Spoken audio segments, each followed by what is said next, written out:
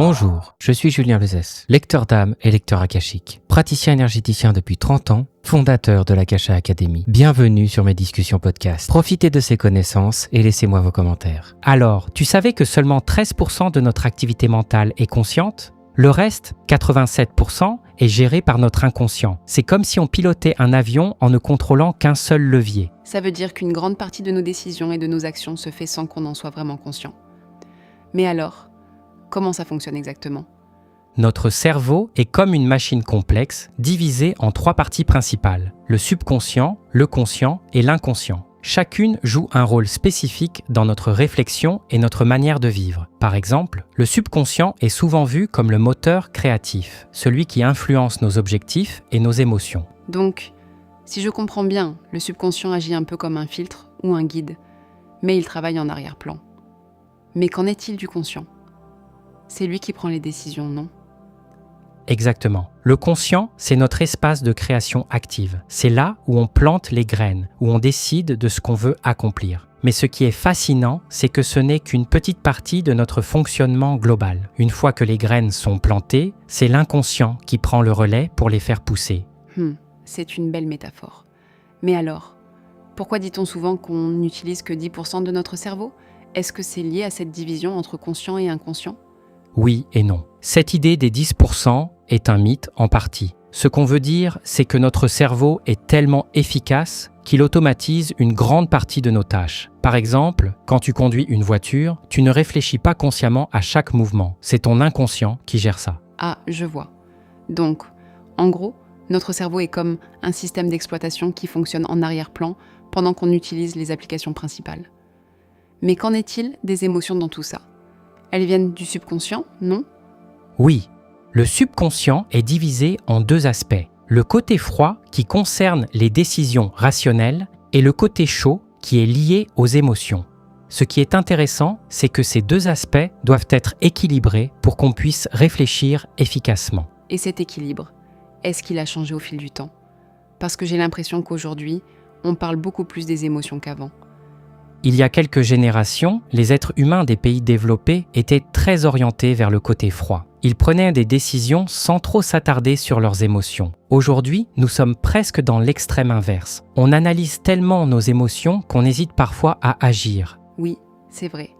On entend souvent des phrases comme « écoute tes émotions » ou « suis ton instinct ». Mais est-ce que ça ne peut pas devenir paralysant à force de trop réfléchir ? C'est pour ça que trouver un bon équilibre est crucial. Si on est trop dans les émotions, on peut manquer de clarté et d'action. Si on est trop dans la rationalité, on peut ignorer des signaux importants. L'idéal, c'est de combiner les 2 pour prendre des décisions éclairées. Ça me rappelle cette idée de décision à chaud et décisions à froid. Les décisions à chaud sont basées sur ce qu'on ressent, tandis que les décisions à froid sont plus rationnelles. Mais est-ce qu'il y a un moment où l'un est préférable à l'autre ? Oui, les décisions à chaud sont souvent confortables parce qu'on sait où on va, mais elles peuvent limiter notre capacité à nous remettre en question. Les décisions à froid, en revanche, nous poussent hors de notre zone de confort et nous permettent de découvrir de nouvelles choses. Donc en gros, la vie nous demande de jongler entre ces 2 types de décisions. Mais comment savoir quand utiliser l'un ou l'autre ? Ça dépend de la situation. Parfois, il faut écouter ses émotions pour avancer avec confiance. D'autres fois, il faut prendre un risque calculé et accepter l'incertitude. C'est un équilibre qu'on apprend avec le temps. Et cet apprentissage, est-ce qu'il est lié à ce que tu appelles le générateur d'épanouissement ? Parce que ça me semble être un concept clé dans tout ça. Le générateur d'épanouissement, c'est cette idée qu'on doit constamment travailler sur soi, sur ce qu'on est et sur la manière dont on fonctionne. C'est un processus continu qui nous aide à grandir et à évoluer. Et en parlant d'évolution, est-ce que tu penses que notre manière de réfléchir pourrait changer à l'avenir avec les avancées technologiques et scientifiques ?